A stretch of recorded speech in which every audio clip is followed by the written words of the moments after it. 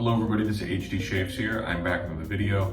As you can see, I'm not at home. I am in a hotel traveling through Columbus, Ohio this weekend, and I thought, why not? Let's do a shave here. I'm just gonna go ahead and get right into the face lather today. We've got this Dogwood handle with a Maggard Timberwolf knot. This is what I usually bring with me when I travel. And I'm working on finishing this tub of Eufros, or Eufros for the more authentic pronunciation, their tub of Haitian Vetiver soap. And so I brought that along, and it's getting a little, how should I say, the soap is getting a little finicky here near the end of its time. It's starting to move around in the container a little bit. I think that's just part of the water being absorbed into the soap and things like that. But anyway, the scent is still very robust for this Haitian Vetiver soap, and it's been a real treat to be using it. So like I said, we're in Columbus this weekend, and just here for pleasure basically. Haven't been here in I think last time I was here would have been 2018 or 2019. Definitely 18. Can't quite remember if I made it here in 2019. But it's a cool Midwestern town, and as I always tell people, even for people like me in the arts / performance world, there's a pretty good scene here for that too. Last night, I didn't know this until I rolled into town, but turns out a great musician that I used to know from New York City, he sort of moved back home here a couple years ago, and now he is working here again and plays at a sort of a new jazz club vaguely near downtown. He plays there at least once a week. And so it was good to sort of catch up with him, and yeah, there's no shortage of great musicians here in Columbus. We're just going to keep the tape rolling today.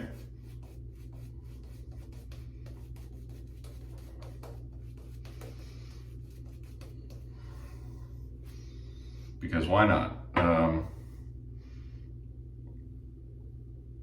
If I think that there's anything else interesting that I see in my next 24 hours here, if there's anything interesting that I think you all might enjoy seeing as well, I'll put a little clip of it here. But something I did want to show was off in Springfield, Ohio, which is off of I-70, maybe 45 miles west of Columbus. There's a big antique store there, and a friend of mine recommended that I go check it out. And to my great surprise, in this sort of cabinet with lighter fluid and old stuff like that, there was this can here, Schick Injector Twin Blades. I think my research says it's from the 70s or the 80s. They would ship this to you for free, so basically that they could get you hooked on these Teflon blades, but then they would include a razor as well. So if you Google Schick Injector Twin Blade can, something like that, you'll see kind of what it looks like when it's open, but I think I'm gonna leave it sealed. So that was definitely a cool find out there in Springfield, Ohio. So if you're ever driving through on I-70, I can recommend that you stop there. Okay, the razor is the Karve Christopher Bradley with the solid bar B plate. This is usually what I bring in my little travel kit. And yeah, so far we're having a pretty good time here. The Midwest is always a nice place to visit, I think, and even though we live in the Midwest, in Chicago, of course, it's also, that's sort of a sort of an exception, would say that, you know, Chicago kind of has its own thing going on while it is contained within the Midwest. It's maybe not the most like authentic Midwest vibe because it's just sort of its own thing. And yeah, it's good to see Ohio and Wisconsin, Iowa, all those kinds of states. Drove through Indiana yesterday, of course. Went through Indianapolis. But something interesting that both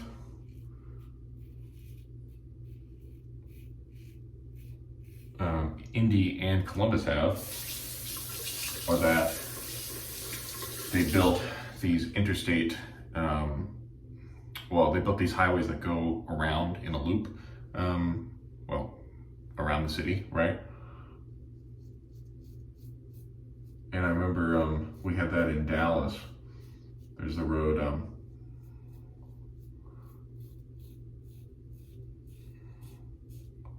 thing with this razor is if you don't ride the cap like enough, which is how you're supposed to, it ends up looking like this. So make sure you ride the cap if you want to get a good shape. Like I was saying, in Dallas we have the 635, which I believe is the, I think it's named after Lyndon B. Johnson, could be wrong. And then in Indy, it's the 465. And then here in Columbus, it's like either 470 or 670. A little commentary there.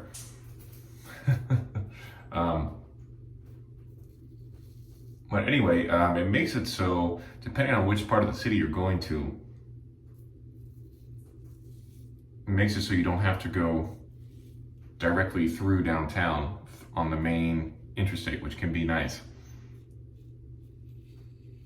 So for example, I-65 goes right through downtown Indy, but you can take 465 all the way from kind of the northwest to the east. So you can take that all the way like around. And most of the time it doesn't necessarily save you like a bunch of time, but it is nice to have that option just to avoid all of the potential downtown stuff. I think because of the way Chicago is laid out, where, you know, it's sort of bordered by the lake on the east, I think because of that, it wouldn't really work to have like a loop go around the city, because you just can't take it, you know, east enough. Let's do pass number 2. But anyway, this has been Road Talk with HD.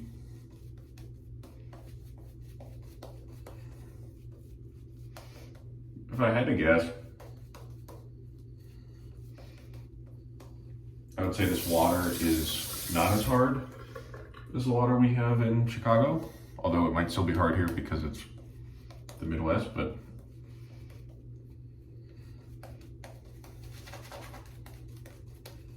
yeah, this lather is like even more awesome than usual, and I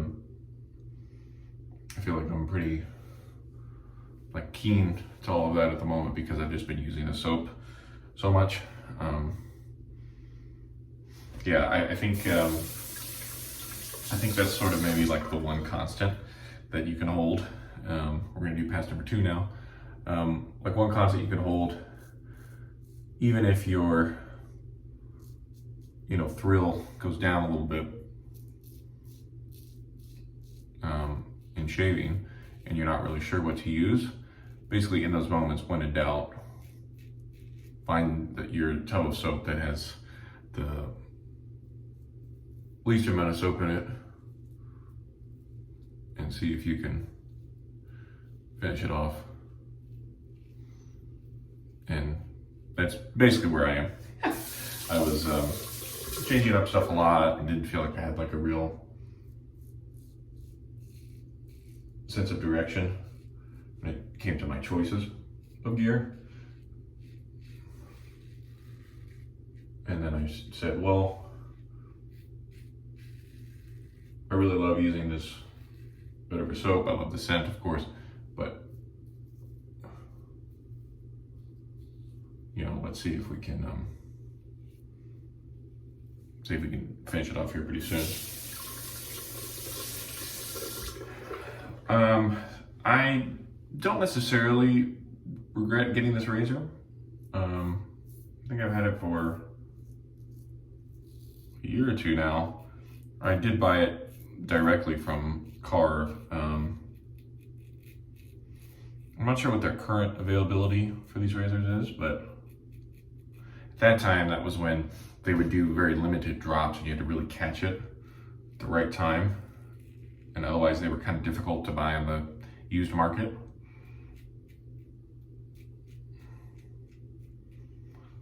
So I waited, bought it, and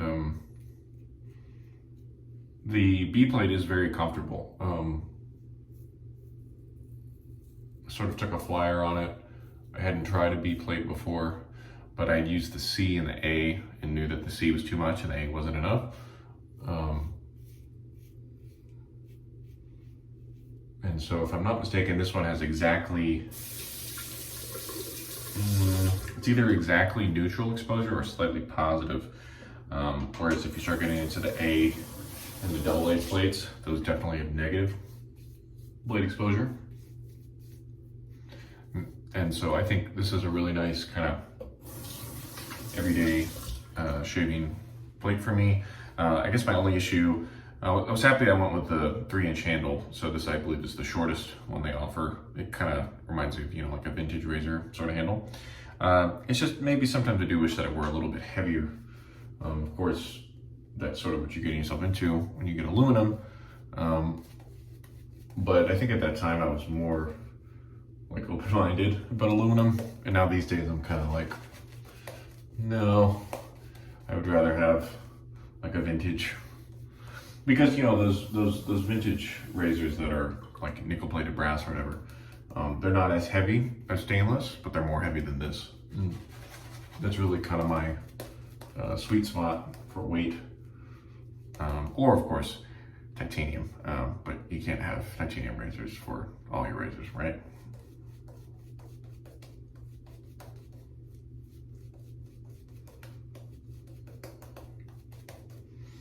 So this is a very easy lather to get going today. Again, I wasn't sure how the water would treat me, but based on how little thought I put into it, I would assume that the water is a little bit easier. I'm gonna rinse this tub out now, and I'll show you what it looks like. Again, we're starting to lose some chunks here, but that's all we've got left. So I suspect this will be gone not too far in the future. So let's do the third pass against the grain. Let me know, of course, what you all think of this more sort of informal video style. It, you know, it doesn't always work out for me to do a video while I'm traveling because maybe I'm too busy, or maybe the logistics of bringing, you know, like the video tripod and things like that, you know, wouldn't work out. But in this case, it definitely did. And I figured, why not document the experience a little bit. Definitely like to give a shout out to the longtime friend that I'm looking forward to meeting tonight. We trying to think when we first started. I want to say it was maybe right before the pandemic started. I don't know. I'll have to go check our message history and we can talk about this over dinner. But anyway, we've been chatting for a long time, and he's done a lot of great vintage repair work for me and for others too. So anyway, if he's watching, here's a shout out to him. This video is being recorded Saturday morning and probably won't get posted until maybe Monday. That's why I say I'm not sure what else we'll be doing before we head back to Chicago. If there's anything else that might be worth including in this video.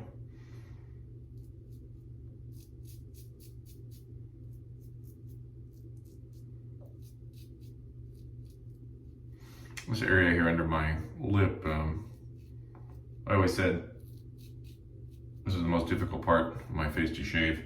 I would make an amendment to that, which is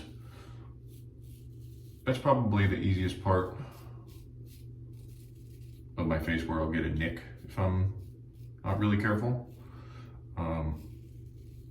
But then there's this part here, like, yeah, this part right here under my neck, that's the most difficult to get close.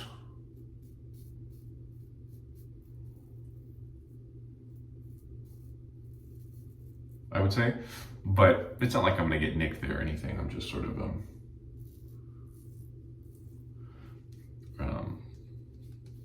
it's just difficult to get really close. So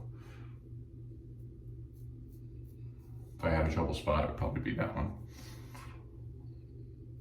I'm gonna get right under the nose.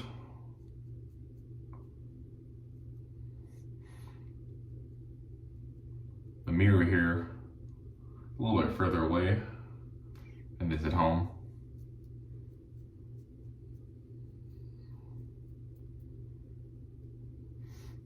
And I think the whole kind of environment does make a difference. I feel like I'm not just quite in my element. I'll let this water get pretty cold. That's not bad. You know, even in the winter, these cold rinses can be invigorating, but especially in the warmer months, it can just be sort of just what you need to get you cooled down a little bit. So speaking of something that I'm trying to work my way through, you've seen it a bunch, the Chatillon Unscented toner. This bottle is only 2 ounces. I've been using this thing on and off for almost 3 years now, and I can't believe how much is still left. Part of it is the economy of this toner. You don't really need much of it, and it will give you nice protection. Again, as I always say, it's too bad that Sean still doesn't make these, but you can often find them on the used market. And a little birdie also tells me that there might be a sort of successor to this product coming out at some point. So you can keep that in the back of your mind. So let's do a final recap and then I'll let you go. The Chatillon Unscented toner, like I just mentioned. The Karve Christopher Bradley aluminum solid bar B plate. We used the Dogwood handle with the Maggard Timberwolf knot, and we used my repurposed tub of Eufros Haitian Vetiver. Thanks, Frank, if you're watching. He was the one that gifted me this partial tub, so definitely thankful for that. Okay, well, thank you all so much. Let me know what you thought of this travel shave. Again, I'm sorry that the quality isn't up to the usual standards, which is still not really that high, to be fair, but this is even lower if that's possible. But thank you all for tuning in. Let me know if you have any thoughts or questions, put them down below. And this has been HC Shaves. Take care. We'll see you again next time. Goodbye.